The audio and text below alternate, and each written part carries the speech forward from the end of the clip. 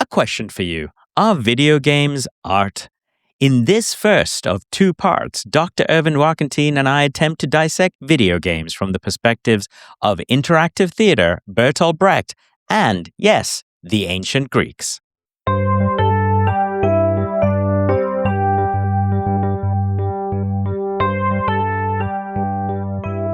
Welcome to Tales Under the Cat Tree. I'm your host, Dups, and these are tales by humans for humans. After all, words and stories are what give meaning to the worlds we live in.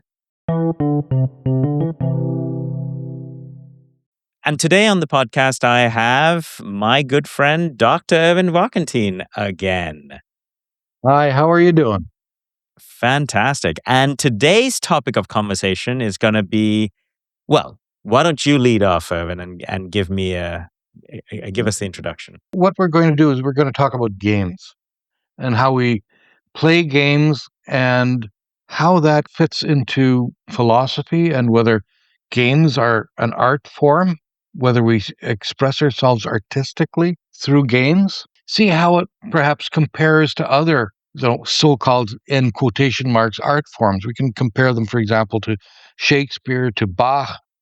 We can take Rembrandt. Rembrandt was very playful in the way he created things. Well, why don't we start with a question I have for you, because you immediately used the term playful when you talked about games plus Rembrandt. So do you think games are simply play? No, they're not. What they are is the fusion of our emotional side and our logical side. That's the way Schiller put it. He talked about the thing called Spieltrieb, this drive to play. He actually thought of people only are fully human when they play. When they do anything else, they're not completely human. But when they play, that is when they really embrace their humanity. We can take our logical side and our emotional side and kind of bring them together in this playfulness. I had an example of it today. I was riding in the tram, and there was this child, maybe 18 months, in a stroller, and this little girl, she kind of looked out around at me, and I started pulling faces at her. And she did the same, and she just had a riot. She was laughing hysterically, but you could see that this child was logically seeing if she could surprise me. She was thinking through that process. When she managed to kind of peek around and pull a face at me, then she would laugh like what I had there was an example of someone who was completely human. That is, the emotional side is happiness being blended with this logic. She was playing a game with me. Okay, and we're going to go down to video games and not just games in general, because games in general have existed for millennia, but video games can range from Tetris to Last of Us or Grand Theft Auto or role-playing games. Or do you have a distinction between one being a type of art? So, for example, Minesweeper is a piece of art, but a role-playing game that's deep is a different type of art, or is one not art and the other one art? I would suggest that they could both be art and they could both not be art at the same time, almost like Schrödinger's cat. It all depends on the human beings that are playing the game. But if you think of all the art forms that we have, these games blend all of them. They bring, the paintings. It's a moving image, yes, but it's still an image. You have music, you have sound, you have all of these other things that are involved with it. And then over top of that, you have a set of rules that you have to abide by in order to play the game. The art is the actual interaction of the human being with the rules. Let's take paintings in a gallery. Let's take Turner's landscapes of England with the foggy landscapes, the trains coming through that evoke a sense of something, and put that to a video game that could have multiple different endings, could have multiple different play styles. So what's the connection there? Okay, let's take the Fighting Temeraire, for example, by Turner. You have an image of a steamship coming up the Thames, pulling the Temeraire where the mass had already been taken down and it was being taken to be wrecked, that is, pulled apart.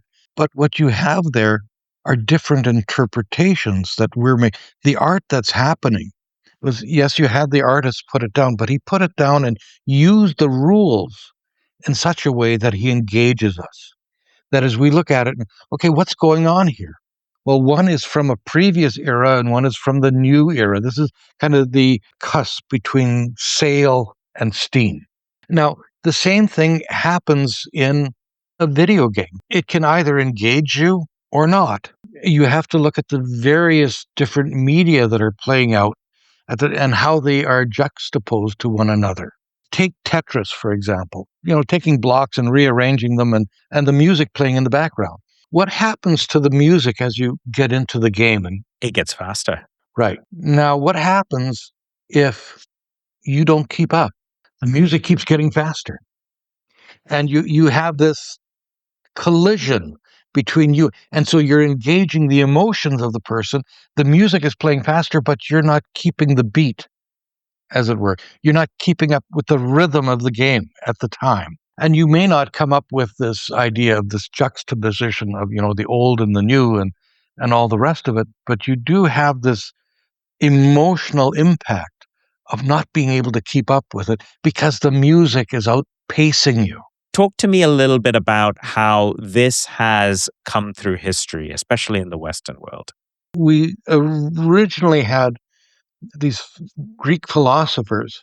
We have Heraclitus here, for example. He talks about lifetime is a child at play, moving pieces in a game. The kingdom belongs to a child. We are that child. We kind of remained in that, we'll talk about it as the Greek rut for an awfully long time. And Aristotle talked about how plays kind of brought us to catharsis. What Schiller would have done is he would have taken us by the hand and said that there's one conclusion that we can reach.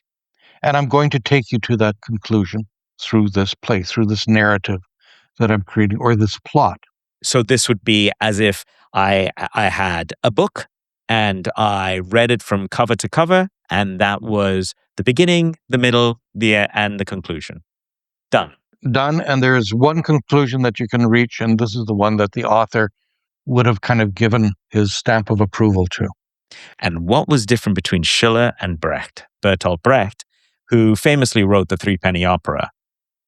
Brecht would have said that's nonsense. This notion that somehow the author of the book, the author of the play, the playwright, being some sort of god that can take you from here to there and there's only one way of getting there, that's nonsense.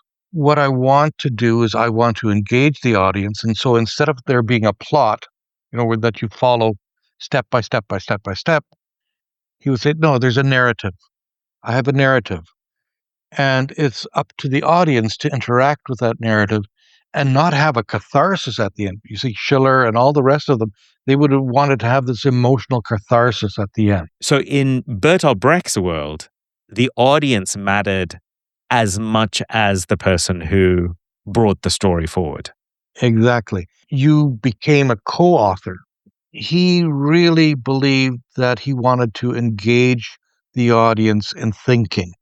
He didn't want them to have this emotional moment. He wanted them to have a logical aha moment at the end of it, having thought through the possibilities that were being presented in the play. That affected the structure of how he presented the stories that he wanted to tell. He would break the fourth wall constantly. As far as I'm concerned, there was no fourth wall with Brecht. Characters would constantly step out of character and simply engage the audience in a conversation. In other words, reminding the audience that you're not here just to watch. You're here to see what's happening and to think about it and draw conclusions from it. And that's what happens with digital games. So, Owen, as we've chatted, I have been playing a video game which is very much, as you would say, a traditional theater plot. It is fixed, linear, inevitable. The game in question is Last of Us Part 2, but if anyone who's listening has played Last of Us, they will understand that there is a story, and that story has an inevitable end. On the way to that story, I have to pass through different levels, which does require me to use different weapons or different styles of play to get through the level itself. But the end of the level is still fixed. I cannot change it. I do not come out in a different opening or a different end. This contrasts very much with, let's say, Baldur's Gate 3, where I could choose to kill my best friend. I could choose to help somebody or not.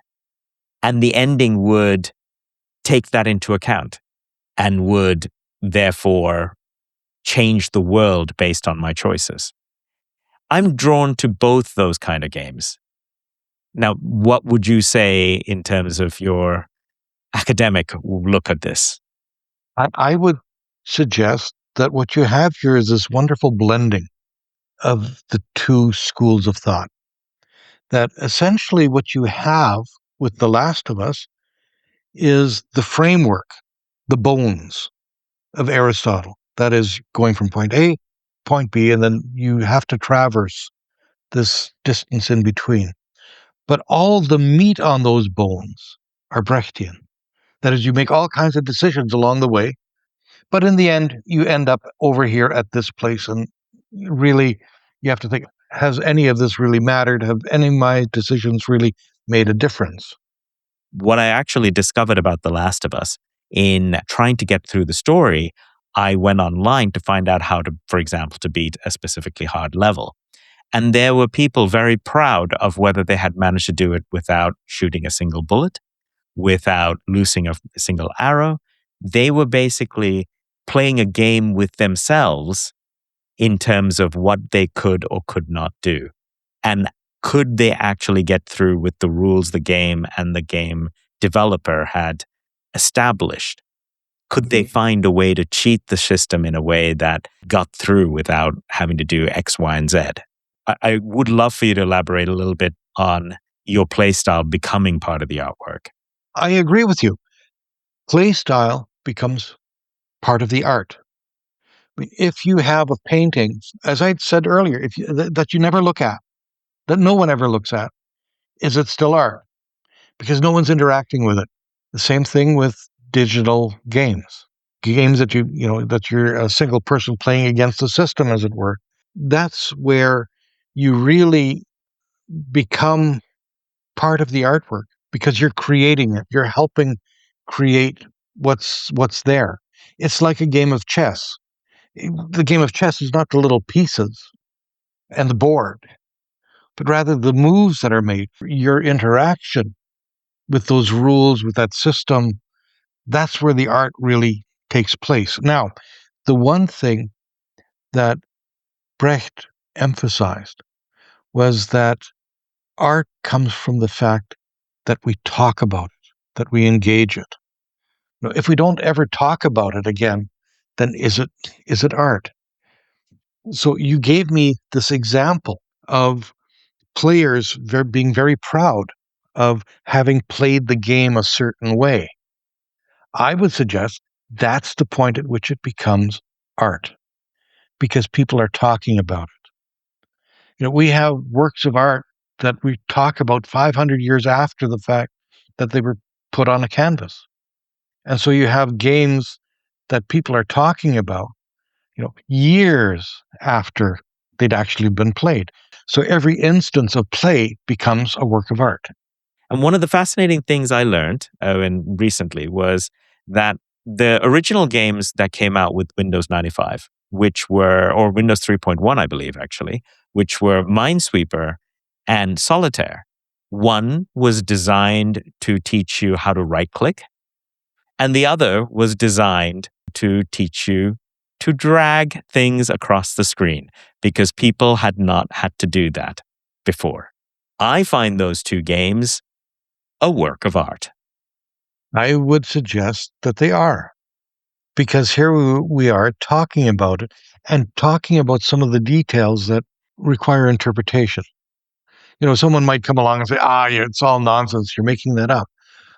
But the simple fact that we're talking about it, that's what makes it a work of art. Also in the same vein of movies, where a movie becomes so popular that nobody wants to go see it and says, oh, this is pop trash. How do you feel about popularity versus art? For something to be popular, that doesn't disqualify it as art. Things can be popular and be considered artistic. Maybe not in the very moment that it's created, but over time. I'll give you two examples of that. The first one, Caravaggio, painter, Italian painter of the Baroque era. He was only recently, relatively recently rediscovered. He was put away in the warehouses. But nowadays, if you have a Caravaggio, of course, you put it out there and you make it an important part of your collection. For a while, he was unpopular, but now is popular again. Now let's flip the script on that. Mozart's Magic Flute. Is it a work of art? I would say yes. But it was a popular piece of trash at the time that it was created. There's no way on earth that this would have been performed at the Hof, at the court in Vienna when it was produced. It was created for basically a theater that was a shack just outside of the city walls of Vienna. It was incredibly popular, however. So I would suggest this popular piece of pop art at the time and has become fine art over time. But, there is this question. If something is popular, and very often the art that's produced starts off as pop art, and eventually, nowadays at least, it kind of trickles into this notion of it being fine art. And that brings us to a very important distinction, I believe, between something like the Magic Flute and digital video games. And that is, unfortunately, digital video games, for the most part, and I'm not saying this across the board, are unfortunately ephemeral media, meaning it can only run, usually, unfortunately, on the systems for which they were written for.